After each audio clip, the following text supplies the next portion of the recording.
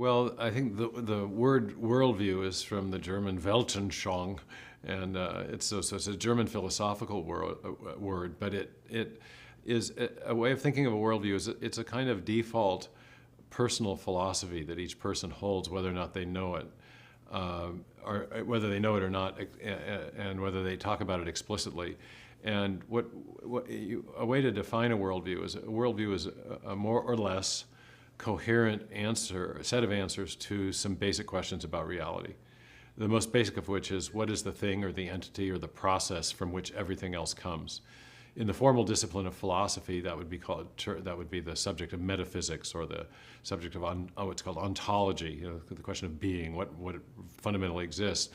But everyone has some idea about that, and the typical answers that are given are in the idea that matter and energy are the things from which everything else comes, and that would be the worldview of materialism. Or a theist might say that God is the thing from which everything else comes, so that would be the worldview of theism. And there would be different conceptions of God. There'd be a deistic conception where God acts only at the beginning of the universe, or a theistic conception where God acts as a creator at the beginning of the universe, but also is active within the creation, or within the laws of nature that he otherwise sustains and upholds. So you have a more passive notion of God, a more active notion of God, and then you have impersonal notions of God, such as in Eastern philosophy.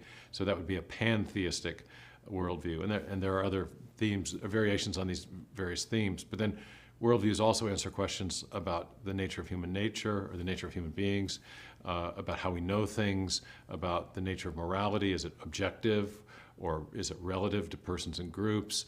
What happens to us at death? These sort of fundamental questions are the stuff of worldview inquiry.